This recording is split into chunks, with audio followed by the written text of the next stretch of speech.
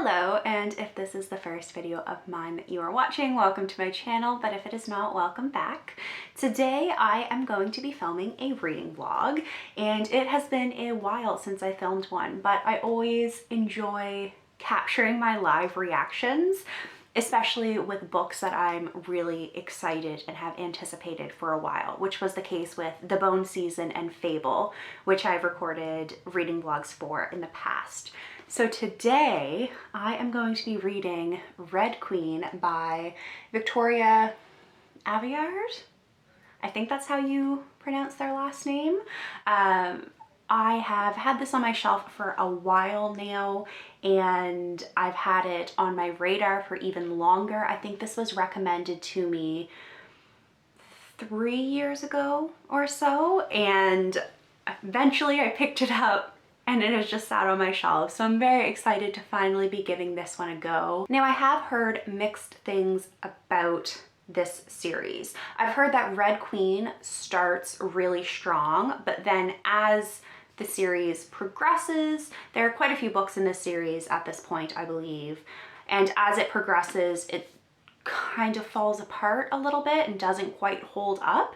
So I'm intrigued to see what I think of this book because I have seen so many people rave about it.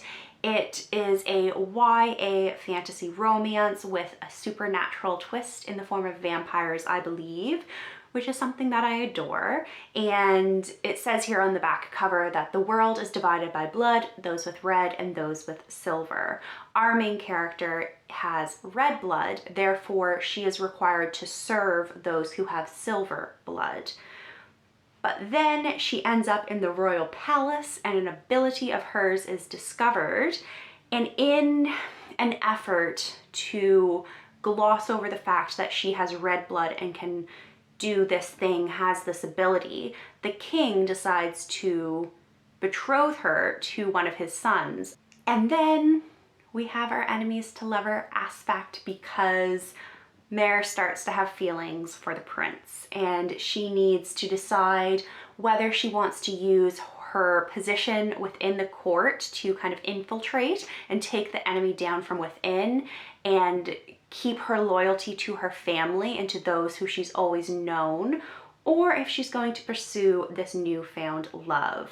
So I have high hopes for this one. It is quite short, only 300 and nearly 400 pages, and the font is a little bit small here, but I have a few hours free this afternoon, so I'm gonna hunker down here on the couch and see how far I can get caught up in this book. I have a cat curled up to the side here, just out of frame, and I have a fresh cup of coffee that I have made.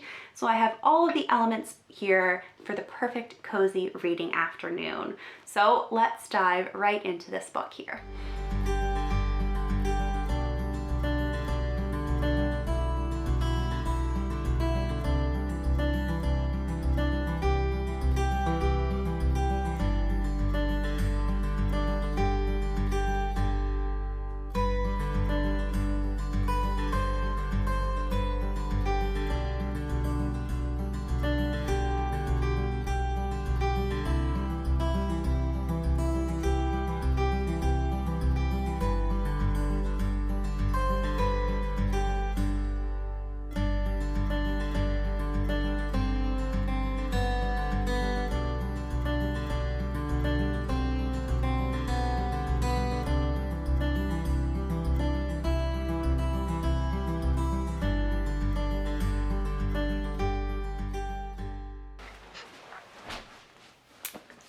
So, quite a few hours have passed.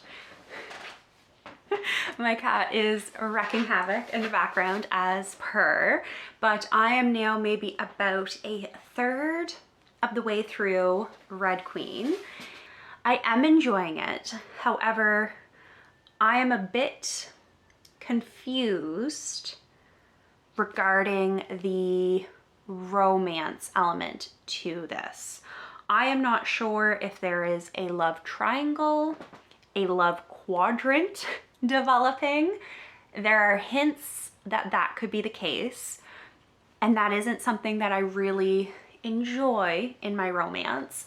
However, I am reserving judgment and just going with the flow and seeing. There's still quite a bit left here, and I am enjoying it. Besides that, I do like the world building so far. Aveyard really does kind of throw you into the deep end with certain terminology being used before it's explained, and you kind of just have to go with the flow before you understand what she means and how she develops the magic system. So I don't know if I had said this earlier, but I had assumptions that this was a vampire-like tale because of how significant blood is to the plot and to this world. That isn't the case. It seems as if the supernatural element in this world is really almost godlike. The silver bloods, or silver-blooded, are revered as gods, and they all have these special powers. Like, one person can ignite flame and control flame, another person can control water, another person can make plants grow anywhere because they control those earthly elements, from my understanding so far. So the supernatural element is more just powers. It hasn't quite yet been explained how they get their powers, but I think the mere existence of our protagonist, Mare, is how Aveyard is planning to tell that story, because people with red blood aren't supposed to have any magical abilities, and yet Mare discovers she has this magical ability, which is like right on the back cover. I'm not spoiling anything. So that's really interesting. I think it's still too early on for me to really critique how I think Mare is handling the whole situation. I think she is quite nervous and scared, which feels realistic, and also just not sure who she can trust. But yeah, I am enjoying it so far. I have read it quite quickly.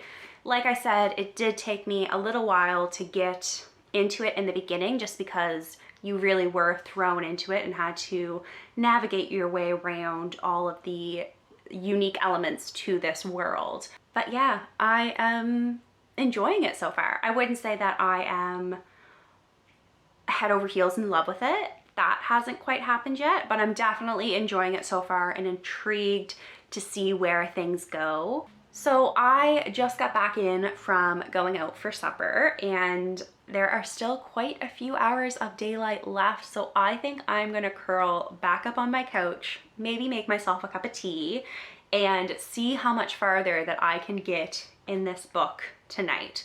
And I will check back in when I have some more things to share about Red Queen. Also, my cat has been just beside me very distractingly this entire time I filled this, and I just had to share. Oh, Panzer. Yes.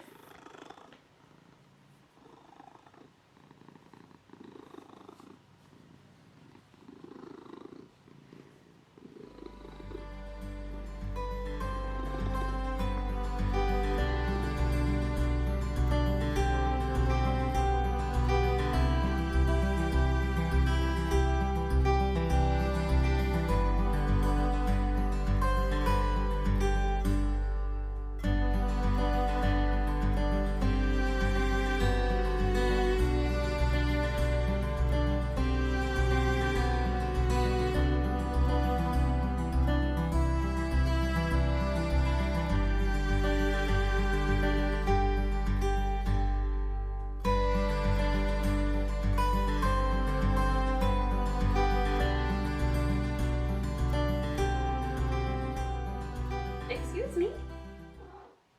May I sit there? Here we go. Spencer, you've been a large part of this video. No! It is clearly the same day, and it is clearly much, much later, but I have finished Red Queen. I enjoyed this book quite a lot.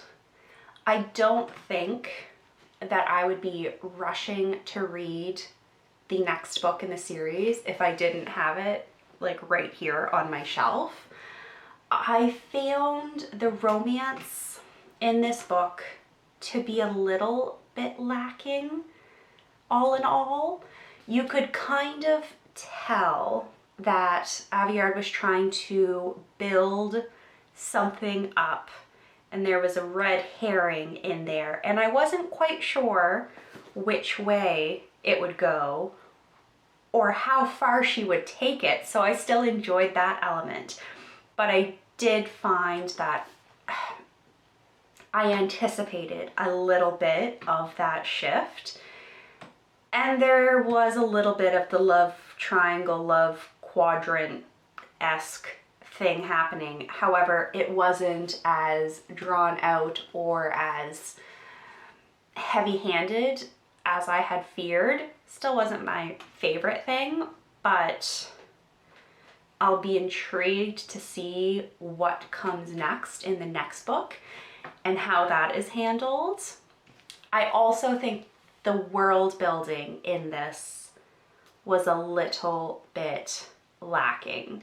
You kind of just had to accept that the reds and the silvers hated each other, and there wasn't much exploration or explanation as to why. It was just fact. That's the way it was.